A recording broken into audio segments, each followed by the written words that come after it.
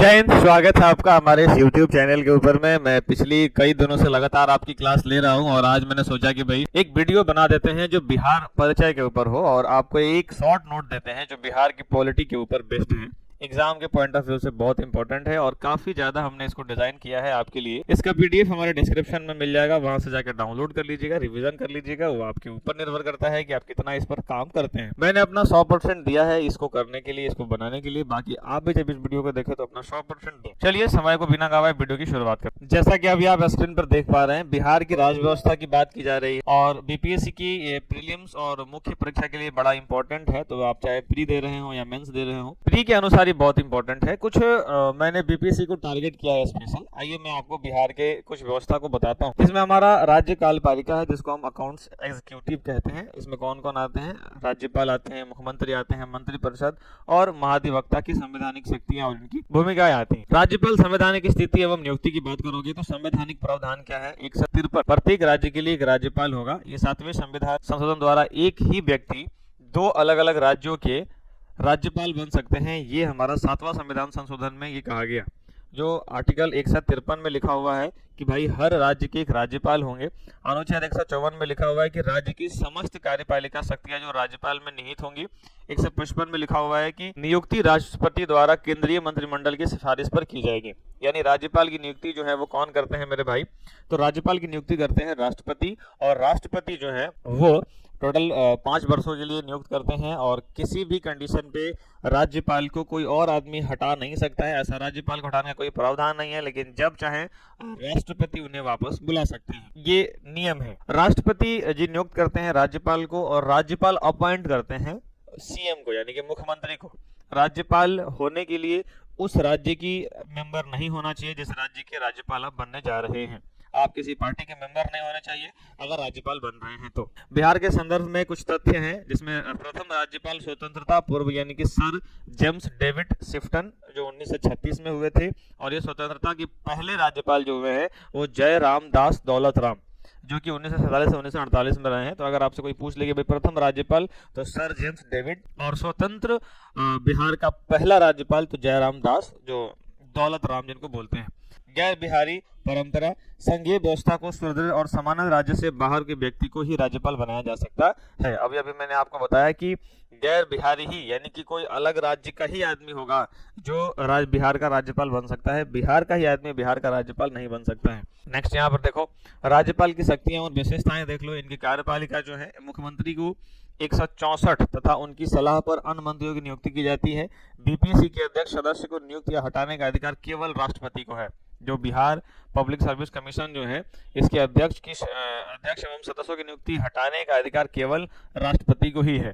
विधायक शक्तियां की बात करोगे, सत्र आहूत करना, सत्रावसान करना और विधानसभा को भंग करना अनुच्छेद 213 के तहत अध्यादेश जारी करके असाधारण शक्ति जब विधानमंडल सत्र में ना हो, यानी कि विधान अगर भंग करने की बात करोगे तो 213 के थ्रू भंग किया जा सकता है।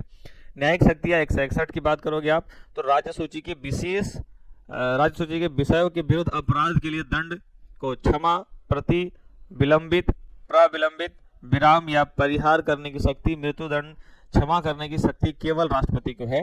राज्यपाल सजा को एक्सटेंड कर सकते हैं, लेकिन राष्ट्रपति की तरह ये सजा को क्षमा नहीं कर सकते हैं। इनका काम है सिर्फ एक्सटेंड कर देना। किसी को बचा सकते हैं लेकिन कंप्लीटली माफ नहीं कर सकते हैं। माफ इनसे नहीं होगा, इनके अधिकार से बाहर आता है। न्यायिक शक्तियां की बात करोगे तो मैंने बता दिया कि अपराध के लिए दंड को क्षमा, विलंबन यानी कि उसको एक्सटेंड कर देना, विराम कर देना या परिहार करने की शक्ति, बट मृत्यु दंड को क्षमा करने की शक्ति केवल किसके पास है? राष्ट्रपति के पास है। विवेकाधीन शक्तियां अनुच्छेद 356 के तहत राज्य में राष्ट्रपति शासन की सिफारिश करना और राज्य विधानमंडल द्वारा पारित किसी विधेयक को राष्ट्रपति को स्वीकार करने हेतु सुरक्षित रखना। 356 हमेशा पूछता है कि कौन सा अनुच्छेद है जो राज्यपाल से संबंधित है, राष्ट्रपति से संबंधित है। तो याद रखिएगा कि अनुच्छेद 356 के तहत राज्य में राष्ट्रपति की सिफारिश करना, शासन की सिफारिश करना, यानी कोई राष्ट्रपति शासन लगाना चाहता है तो उसकी सिफारिश किसके थ्रू कर सकते हैं? 356 के थ्रू कर सकते हैं। अब यहाँ पर आ जाओ मुख्यमंत्री शक्तियां एवं स्थिति की बात करोगे आप, तो संवैधानिक प्राधिकरण जो हो गया अनुच्छेद 163 के थ्रू जो है वो राज्यपाल को सहायता एवं सलाह देने के लिए मुख्यमंत्री के उपाध्यक्ष के रूप में मंत्रिपरिषद में होगी। 154 के तहत जो है मुख्यमंत्री की नियुक्ति राज्यपाल द्वारा की जाएगी, विधानसभा में बहुमत दल का नेता। अभी मैंने आपको बताया कि राज्यपाल को जो है वो राज्यपाल को तो राष्ट्रपति लाते हैं, लेकिन राष्ट्रपति जो होते हैं वो चुनाव की प्रक्रिया में आते हैं, उसकी कहानी एक अलग है, मैं उसके बारे में कभी बता दूंगा।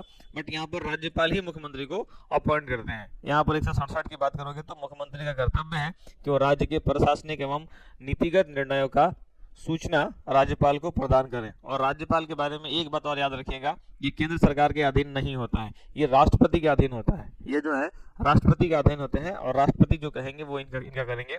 इसको कोई डायरेक्ट गवर्नमेंट से मतलब नहीं होता है। ये लक्ष्मीकांत की लिखी हुई लाइन में आपको बता रहा हूँ। लक्ष्मीकांत ने अपने लाइन में लिखा है कि भाई राज्यपाल जो है वो केंद्र के अधीन नहीं काम करते हैं। व्यवहारिक शक्तियां की बात करोगे तो मंत्रिपरिषद का मुखिया मंत्रिपरिषद के विभाग का आवंटन एवं फिर बदल किसी भी मंत्री का त्यागपत्र देने के लिए कहना। नीति निर्धारक की बात करोगे तो राज्य सरकार की नीतियां और योजनाओं का मुख्य सूत्रधार, विकास आयुक्त की अध्यक्षता करने वाले बोर्ड का वास्तविक प्रमुख, राज्यपाल और मंत्रिपरिषद के मध्य कड़ी संचार और एक मात्र मुख्य माध्यम।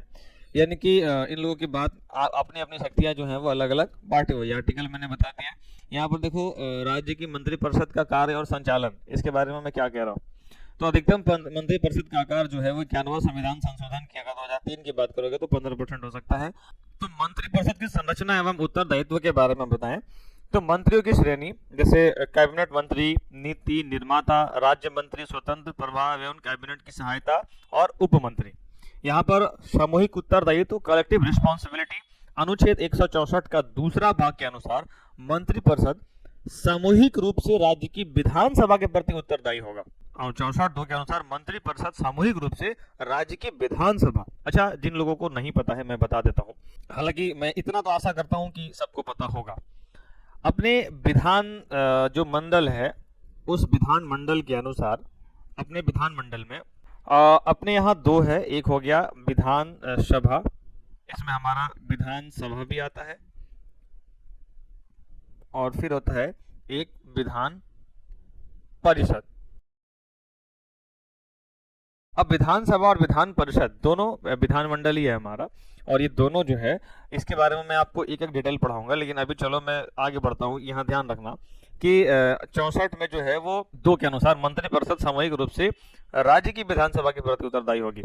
व्यक्तिगत उत्तरदायी की अगर बात करोगे तो मंत्री राज्यपाल के प्रसाद पर्यंत यानी कि ड्यूरिंग द प्लीजर अपने पद पर बने रहते हैं। और बिहार की सीमा जो है कुल विधानसभा की सीट जो है वो 243 है। बिहार की मंत्रिपरिषद में मुख्य सहित 36 मंत्री जो हैं वो हो सकते हैं। इसके बाद नेक्स्ट अगर बढ़ोगे आप, बिहार के कुछ ऐतिहासिक मुख्यमंत्री जो एक दृष्टि में देख लीजिए जो बड़े इंपॉर्टेंट है। पहली बार बिहार के अगर कोई मुख्यमंत्री बने तो श्री कृष्णा सिंह थे, जिनको बिहार केसरी भी कहा जाता है। और इनका जो उम्र रहा, मतलब जो कार्यकाल रहा है वो रहा है 1946 से 1961 के ऊपर में। बिहार के प्रथम मुख्यमंत्री, जमींदार उन्मूल कानून पारित करने वाले पहले प्रथम राज्य निर्माता। दूसरे थे महामाया प्रसाद सिन्हा 1967-66। बिहार के प्रथम गैर कांग्रेसी मुख्यमंत्री, संयुक्त विधायक दल के सरकार। भोला पासवान शास्त्री, ये भी बड़ा इंपॉर्टेंट है, इनके बारे में बीपीएससी ने कई बार सवाल पूछे भी हैं। याद रखिएगा 1968 में बने और 1968 में इस खत्म हो गए। लेकिन बिहार के प्रथम अनुसूचित जाति यानी एससी श्रेणी के ये पहले व्यक्ति हैं। अब्दुल गफूर, ये बिहार के पहले अल्पसंख्यक मुस्लिम मुख्यमंत्री जो जेपी आंदोलन के समय में पदासीन थे। और श्रीमती राबड़ी देवी बिहार की प्रथम महिला मुख्यमंत्री 2005 तक रही हैं और 1997 से इनका कार्यकाल शुरू हुआ है। तो इम्पोर्टेंट ये है कि पहली महिला मुख्यमंत्री कौन है, श्रीमती राबड़ी देवी। पहला एससी कैटेगरी के मुख्यमंत्री कौन है, भोला पासवान। पहले अल्पसंख्यक मुसलमानों के मुख्यमंत्री कौन है, अब्दुल गफूर। पहले गैर कांग्रेसी मुख्यमंत्री कौन बने, महामाया प्रसाद सिन्हा। पहला मुख्यमंत्री कौन बने, बिहार के श्री कृष्ण सिंह थे। और बिहार केसरी इनको नाम जाना जाता था, ये नवादा के रहने वाले थे। नवादा में भी खनवा इनके गांव का नाम था। अब आर्टिकल 165 के बारे में देख लीजिए। एडवोकेट जनरल महाधिवक्ता जिसको बोलते हैं, संवैधानिक स्थिति एवं पात्रता और शक्तियों का विशेषाधिकार देख लीजिए। पहली बात अगर मैं बात करूं कि सर्वोच्च कानूनी अधिकार, महाधिवक्ता राज्य का सर्वोच्च विधि अधिकारी होता है। पात्रता इसकी क्या होती है, एक व्यक्ति जो उच्च न्यायालय का न्यायाधीश बनने की योग्यता रखता हो। नियुक्ति कैसे होती है, राज्यपाल द्वारा मंत्रिपरिषद की सलाह पर की जाती है और कार्यकाल निश्चित नहीं होता, ये राज्यपाल के अनुसार काम करते हैं। सदन की कार्यवाही में भाग, अनुच्छेद 177 के तहत महाधिवक्ता को राज्य विधानमंडल के दोनों सदस्यों की कार्यवाही में बोलने तथा भाग लेने का अधिकार है, परंतु मतदान का अधिकार नहीं है। कर्तव्य इनके क्या है वो देख लीजिए। राज्य सरकार को कानूनी मामले पर सलाह देना और न्यायालयों में सरकार का प्रतिनिधित्व जो करना इनका कर्तव्य है, यानी कि राज्य सरकार के कानूनी मामलों में सलाह देते हैं और न्यायालयों में सरकार का प्रतिनिधित्व करते हैं। नेक्स्ट हमारा आर्टिकल 165 राज्य के लिए। अब मेरा दूसरा भाग आया और दूसरा बार जिसमें राज्य विधायिका यानी कि स्टेट लेजिस्लेचर की बात किया जाए। विधानसभा, विधान परिषद की संरचना, कार्य पद्धति, विधायी प्रक्रिया एवं संसदीय प्रतिनिधित्व की बात करेंगे। मैं यहाँ पर आ जाऊँ, लेजिस्लेटिव असेंबली की बात करते हैं। अब लेजिस्लेटिव असेंबली जिसको बिहार विधानसभा कहते हैं, कुल 30 जो कुल सीट है वो 243 सीट है और इसकी संरचना और आरक्षण जो है वो बीपीएससी हाई एल्ड यानी कि संवैधानिक आधार की बात करोगे। अनुच्छेद 170 के तहत अधिनियम 500 से अधिकतम सीट नहीं हो सकता है और न्यूनतम 60 से नहीं हो सकता है, 60 की सीमा है। बिहार विधानसभा में वर्तमान में 243 निर्वाचित सदस्य हैं। न्यूनतम 60 सदस्य एक संवैधानिक आधार होना चाहिए और आरक्षण विन्यास जो अनुसूचित जातियां एससी के लिए 38 सीटें आरक्षित हैं, अनुसूचित जनजाति के लिए आरक्षित 2 सीटें हैं और कटोरिया एवं मनिहारी की बात करोगे। कार्यकाल में हो गया सामान्यतः 5 वर्ष, आपातकालीन के समय संसद कानून द्वारा इसे एक वर्ष के लिए बढ़ाया जा सकता है। तो टोटल बिहार की विधानसभा सीटें कितने, 243 है। मैक्सिमम कितना हो सकता है, 500, मिनिमम कितना हो सकती है 6 आर्टिकल कौन के थ्रू, तो भाई 170 के थ्रू ऐसा नियम है। लेकिन अगर बात करोगे आरक्षण की तो एससी के लिए 38 सीटें हैं और एसटी के लिए 2 सीटें जो है वो पहले से आरक्षित होती है। विधानसभा के अध्यक्ष और उपाध्यक्ष की भूमिका क्या होती है, देखो जो विधानसभा के जो स्पीकर होते हैं, मान लो कि यहाँ पर विधानसभा के स्पीकर हैं। अब यदि विधानसभा के जो है अगर कोई स्पीकर है तो स्पीकर की नियुक्ति और सदन का संचालन, नियमों की व्याख्या करना, सदन के अनुशासन स्थापित करना, निर्णायक यानी कि कास्टिंग वोट सामान्यतः मतदान नहीं करते किंतु पक्ष विपक्ष जब बराबर हो जाएगा, जब पक्ष विपक्ष बिल्कुल बराबर हो जाएगा उस वक्त ही स्पीकर बोल सकते हैं और वो भी 189 अनुच्छेद के तहत ही बोल सकते हैं। अगर 189 की बात करोगे तो ये स्पीकर के लिए होता है और स्पीकर तब होता है जब दोनों पक्षों का एकदम बराबर हो और इन्हीं के वोट से निर्णय होता है कि क्या होने वाला है आगे। दल बदल पर निर्णय, 10वीं अनुसूची के तहत सदस्यों की अयोग्यता पर अंतिम निर्णय लेने का अधिकार प्राप्त होता है। इनके कुछ विशेष विधि और अधिकार के बारे में जान लीजिए। धन विधेयक का निर्धारण, कोई विधेयक यदि मनी बिल है या नहीं इसका अंतिम निर्णय केवल विधानसभा के अध्यक्ष ले सकते हैं। ऐतिहासिक तथ्य की बात करोगे तो बिहार विधानसभा के प्रथम अध्यक्ष राम दयालु सिंह स्वतंत्रता के पूर्व और स्वतंत्रता के पश्चात जो है श्री बिंदेश्वरी प्रसाद वर्मा थे। दोनों ही इंपॉर्टेंट हैं, इसमें कोई ऐसी बात है ही नहीं जो एक्स्ट्रा हो और आपके एग्जाम के पॉइंट ऑफ व्यू से सही ना हो। एकदम ओरिएंटेड निचोड़ करके दिया है मैंने, तो आपको ये वीडियो देखने के बाद पता चल भी रहा होगा।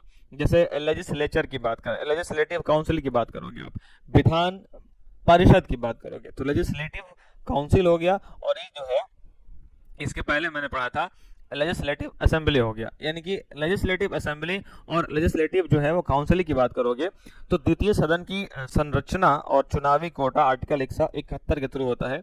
इसकी निर्वाचन की पद्धति क्या है तो परोक्ष निर्वाचन मतलब इनडायरेक्ट इलेक्शन की अनुपातिक प्रतिनिधित्व प्रणाली में होती है। सीटों का विभाजन 1/3 स्थानीय निकाय द्वारा, 1/3 विधानसभा के सदस्य द्वारा, 1/12 स्नातकों द्वारा, 1/12 शिक्षकों द्वारा, 1/6 राज्यपाल द्वारा मनोनीत जो कला, साहित्य, विज्ञान, समाज सेवा और सहकारिता आंदोलन में साथ दिए हो। स्थानीय सदन कभी भंग नहीं होता है। प्रत्येक सदस्य का कार्यकाल 6 वर्ष का होता है, लेकिन 1/3 सदस्य प्रत्येक 2 वर्ष पर दोबारा चुने जाते हैं। कार्यकाल 6 वर्ष का होता है एक आदमी का, पर पर्सन कार्यकाल कितना होता है तो 6 आदमी का, लेकिन चुनाव कितना होता है हर साल का, हर 2 साल पे चुनाव होता है और भी 1/3 मेंबर का। तो मेरे भाई इतना तो मैं अभी तक जितना बताया उतना तो आप समझ ही गए होंगे। बिहार के बारे में है, ये अपनी घर की बातें हैं, ये सब तो आप सब जानते होंगे। विधायी प्रक्रिया एवं द्विसदनीय गतिशील की बात करोगे आप, मनी बिल केवल विधानसभा में पेश किया जा सकता है। मनी बिल, धन विधेयक केवल विधानसभा में पेश किया जा सकता है, वो भी राज्यपाल की पूर्व अनुमति से। विधान परिषद धन विधेयक को अधिकतम केवल 14 दिन तक रोक सकता है, उसके बाद उसे स्वतः पारित करना पड़ जाता है। यहाँ पर साधारण विधेयक की बात करोगे, किसी भी सदन में पेश किया जा सकता है और गतिरोध की स्थिति में राज्य विधानमंडल की संसद की तरह संयुक्त यानी कि ज्वाइंट सेटिंग का प्रावधान नहीं है और अधिकतम शक्ति विधान सभा में ही निहित होती है। मतलब ये सेंट्रल की बात अलग है, लेकिन यहाँ राज्यों में अधिकतम जो है वो शक्ति जो है वो विधानसभा के पास ही होती है। विधेयक की विफलता की अगर बात करोगे, यदि विधान परिषद किसी साधारण विधेयक को स्वीकार कर दें तो विधानसभा इसे दोबारा पारित कर सकती है और द्वितीय बार विधान परिषद इसे केवल 1 माह, कुल 4 माह, 4 प्रथम बार और 3 माह द्वितीय बार तक रोका जा सकता है। यही इसका नियम है। अंतिम चरण, दोनों सदनों को पारित होने के पश्चात राज्यपाल के हस्ताक्षर द्वारा विधेयक अधिनियम बन जाता है। तो ये हमारे 2 सदनीय गतिशीलता है, इसके बारे में मैंने कुछ बता दिया। देखो अब यहाँ पर बढ़ते हैं। बिहार के केंद्रीय सदन की प्रतिनिधित्व की बात करोगे, जैसे लोअर हाउस, अपर हाउस, जिसको हम लोकसभा और राज्यसभा कहते हैं, ये केंद्रीय सांसद में प्रतिनिधित्व जो करते हैं वो देखो। लोकसभा की बात करोगे तो वो हमारा इसमें सीट है टोटल कितना, 40। 6 सीटें अनुसूचित जनजाति के लिए आरक्षित है और आरक्षित सीटें जो है वो गोपालगंज, हाजीपुर, समस्तीपुर, जमुई, सासाराम और गया है। अपर हाउस राज्यसभा के टोटल सीट जो है वो 16 है और कोई आरक्षित नहीं है। संविधान के अनुसार संविधान का चुनाव बिहार विधानसभा के सदस्य द्वारा एकल संक्रमणीय मत से होता है। ऐतिहासिक परिप्रेक्ष्य क्या है, तो झारखंड विभाजन 2000 से पूर्व, विभाजन से पूर्व 54 लोकसभा सीट थी और 52 राज्यसभा सीट थी। तो हम बढ़ते हैं नेक्स्ट स्लाइड के अंदर में। यहाँ पर हमारा भाग 3 हो गया, स्टेट जुडिशरी, जो बात हो गई राज्य न्यायपालिका, न्यायपालिका, पटना उच्च न्यायालय, अधीनस्थ न्यायालय और वैकल्पिक विवाद जो है उसके लिए क्या किया जाता है। जैसे पटना हाई कोर्ट की बात करोगे, इसकी स्थापना हुई थी 3 फरवरी 1916 को और ये गवर्नमेंट जो थी वो ऑफ इंडिया एक्ट जो लाई थी वो 1915 के तहत हुआ था। प्रथम मुख्य न्यायाधीश जो स्वतंत्रता के पूर्व बने थे वो सर एडवर्ड मैनार्ड जेम्स चमियर था। प्रथम स्वतंत्रता के बाद जो बने वो सर सैयद फजल अली स्वतंत्रता के समय भी कार्यरत रहे और वर्तमान के मुख्य न्यायाधीश जो हैं वो 2026 में नियुक्त हुए और न्यायमूर्ति संगम कुमार साहू। संवैधानिक अधिकार की बात करोगे आप तो आर्टिकल 214, प्रत्येक राज्य के लिए एक उच्च न्यायालय होगा, ये आर्टिकल 214 में लिखा हुआ है। आर्टिकल 226 में लिखा हुआ है कि अपने मूल अधिकारों के प्रवर्तन एवं अन्य विधिक अधिकारी हेतु जो है वो जारी करने की प्रस्तुति शक्ति। अभिलेख न्यायालय की बात करोगे तो अनुच्छेद 215 के तहत निर्णयों को साक्ष्य के रूप में सुरक्षित रखने की शक्ति। अधीनस्थ न्यायालय एवं न्यायिक संरचना की बात करोगे, इसमें डिस्ट्रिक्ट यानी कि डिस्ट्रिक्ट कोर्ट हो गया और न्यायाधीशों की नियुक्ति, न्यायिक सेवा भर्ती और यहाँ पे फास्ट ट्रैक कोर्ट। इसमें प्रशासनिक जिला स्थापित होती है और ये तो भाई सब जानते ही हैं कि एक डिस्ट्रिक्ट में हो गया एक ये जान लो 243 के अनुसार जिला न्यायाधीश की नियुक्ति राज्यपाल द्वारा उच्च न्यायालय के मुख्य न्यायाधीश के परामर्श की जाती है। इसका मतलब क्या हुआ मेरे भाई कि आर्टिकल 233 के अनुसार जो जिला के न्यायाधीशों की नियुक्ति होती है वो राज्यपाल द्वारा और उच्च न्यायालय के मुख्य न्यायाधीश होते हैं इनके परामर्श से होती है। तो जो जिला होते हैं और जो मेन जो मुख्य यानी कि मुख्य न्यायाधीश के जो होते हैं वो राष्ट्रपति करते हैं। ये सब बातें तो शायद आपको पहले से पता होगी या अभी भी मैंने ऊपर वाले स्लाइड में सब बताया ही था। तो वैकल्पिक विवाद निवारण एवं लोक अदालती की बात करोगे, जैसे लोक अदालत हो गया, ग्राम कचहरी हो गया, मुफ्त कानूनी सहायता हो गया, इन सब के बारे में जो है बिहार सेवा प्राधिकरण अधिनियम 1987 के तहत इसका शुरुआत हुआ, इसका संवैधानिक दर्जा दिया गया। चलो हमारा नेक्स्ट भाग हो गया स्थानीय प्रशासन, लोकल सेल्फ गवर्नमेंट। इसमें पंचायती राज है, शहरी स्थानीय निकाय है और वहां पर अगर बात करोगे तो गौर करना बिहार में पंचायती राज का विकास जो है वो कुछ इस प्रकार हुआ है। 1947 में अधिनियम आया और स्वतंत्रता के बाद बिहार पंचायत राज अधिनियम 1947 में लागू किया गया, जो कि गांधी नीति अनुच्छेद 40 पर जो है वो आधारित था। उसके बाद 73वां संशोधन आया 1992 के अंदर में और यहाँ पर लिखा हुआ है कि संसद द्वारा पारित 73वें संविधान संशोधन के पश्चात भाग 9 और 11वीं सूची में संवैधानिक दर्जा जो है वो मिला। 2006 के ऐतिहासिक एक्ट के में लिखा गया है कि यह बिहार पंचायत राज अधिनियम 2006 पारित पंचायतों में महिलाओं को 50% आरक्षण देने वाला प्रथम राज्य बन गया। और पिछली क्लास में मैंने बताया था कि टोटल भारत के 21 या 22 राज्य ऐसे हैं जो महिलाओं को 50% आरक्षण दे चुके हैं। उसका लिस्ट अगर आपको नहीं पता जाके पीडीएफ में देख लीजिएगा, मैं बता दिया हूँ। पंचायती राज मंत्रालय की बात करोगे तो पंचायत के वित्तीय सुदृढ़ीकरण और पारदर्शी डिजिटल ऑडिट हेतु पृथक मंत्रालय और राज्य वित्त आयोग के निरंतर गठन किया गया। इसके बाद अगला देखो,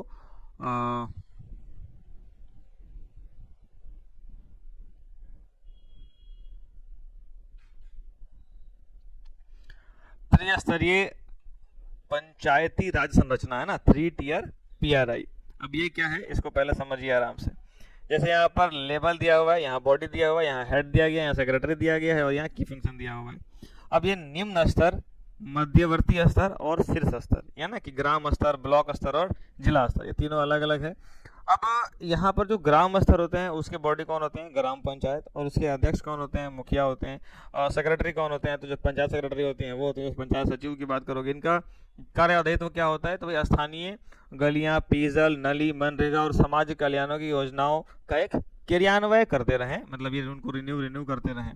पंचायत समिति की बात करोगे अगर, तो यहाँ पर इनकी हेड कौन होते हैं, तो प्रमुख होते हैं, और इनके सेक्रेटरी जो होते हैं वो प्रखंड विकास अधिकारी, जो बीडीओ जिसको बोलते हैं हम लोग। और ब्लॉक स्तर पर योजनाओं का समन्वय तथा ग्राम पंचायतों की बजट की समीक्षा जो है करना इनका मेन काम है। अब ये जिला स्तर पे क्या होता है, जिला स्तर पे बात करोगे तो जिला स्तर यानी कि जिला परिषद और इसके अध्यक्ष चेयरमैन होते हैं, और मुख्य कार्यपालिका पदाधिकारी जो होता है वो डीडीसी और डीईओ होता है। और यहाँ संपूर्ण जिले की विकास योजनाओं के निर्माण, पर्यवेक्षण एवं राज्य सरकार का रिपोर्ट जो है भेजना इनका कर्तव्य है। अगला हो गया अर्बन लोकल बॉडीज की बात करोगे तो जैसे नगरीय स्थानीय स्वशासन के लिए क्या क्या यहाँ पर अधिकार है, क्या क्या विशेषताएं हैं और उनकी आंकड़ों के अनुसार मैं बात करूंगा। तो देखो, बिहार विशेष तथ्य एवं आंकड़े की बात किया जाए तो पटना नगर निगम 15 अगस्त 1992 को पटना नगर निगम अधिनियम आया और 1991 के तहत हुई इस राज्य की प्राचीनतम और सबसे बड़ा नगर निगम है। महिला आरक्षण की बात करोगे तो बिहार नगर पालिका अधिनियम 2007 के तहत शहरी स्थान निकायों में महिलाओं को 50% आरक्षण दिया हुआ है। महिलाओं की अगर मैं बात करूं तो यहाँ पर संवैधानिक आरक्षण एवं संरचना की बात करोगे तो 74वें संविधान संशोधन भाग 4A 12वीं और अनुसूची 18 विषय के माध्यम से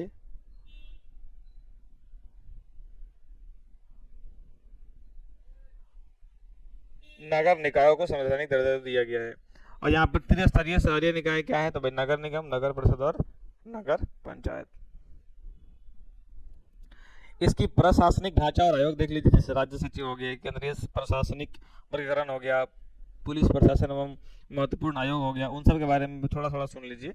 यहाँ पर बोल रहा है जैसे राज्य सचिवालय एवं मुख्य सचिव का कार्यालय जो है, सेक्रेटरी हो गए, चाहे चीफ सेक्रेटरी हो गए। चीफ सेक्रेटरी किसको बोलते हैं, जो सर्वोच्च सिविल सेवक राज्य के प्रशासनिक पदानु कर्म में सर्वोच्च पद एवं संपूर्ण राज्य सिविल सेवा का प्रमुख होते हैं। मुख्य सलाहकार कौन होते हैं, तो मंत्री, मुख्यमंत्री की प्रधान प्रशासक सलाहकार के रूप में। और वर्तमान जो मुख्य सचिव होते हैं वो अभी जो है वो श्री पैयत अमृत 1 सितंबर 2025 को नियुक्त हुए हैं।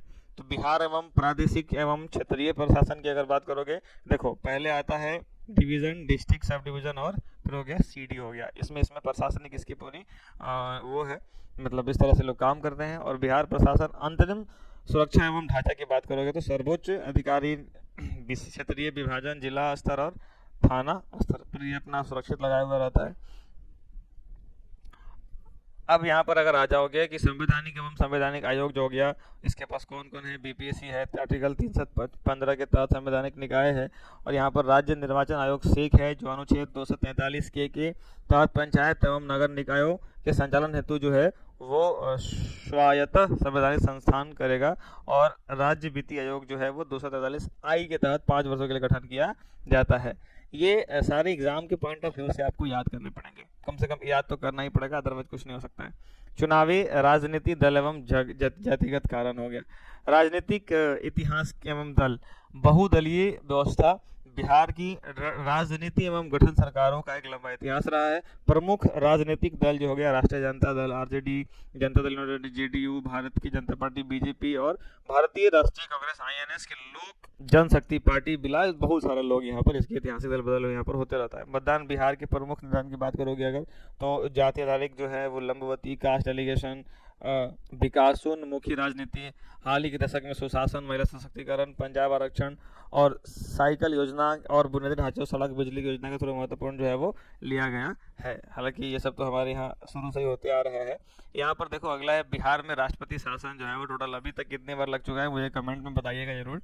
तो यहाँ पर हिस्टोरिकल फैक्ट ये है कि अनुच्छेद 356 के थ्रू कुल 8 बार बिहार में लग चुका है और 29 जून 1968 बिहार प्रथम महामाया प्रसाद सिन्हा की सरकार गिरने पर उसे बिहार में राज्यपाल जो है विद्यानंद कानूनगो थे। बिहार के राज्यपाल विद्यानंद कानूनगो थे और वही उस वक्त लगे हुए थे। इस बार बिहार दरोगा में सवाल यहाँ से पूछा भी था।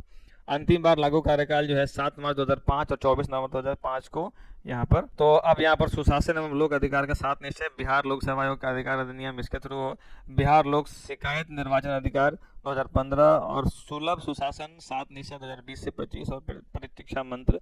देखो मैंने थोड़ा सा लास्ट में आके जल्दी कर दिया क्योंकि वीडियो बहुत लंबा हो रहा था, तो मैंने सोचा कि भाई क्यों ना अभी छोड़ दिया जाए, फिर मैं आपको बाद में इसके बारे में कभी अच्छे से पढ़ा दूंगा। फिलहाल इस वीडियो को यहाँ तक देखने के लिए आपका बहुत बहुत धन्यवाद। अगर क्या कमी लगी मुझे कमेंट आउट करके जरूर बताइए ताकि मैं भी समझ पाऊँ कि भाई और मुझे अपने आप को बेहतर कैसे बनाना है। फिलहाल एक बार फिर से बहुत बहुत धन्यवाद, मिलते हैं नेक्स्ट वीडियो के अंदर।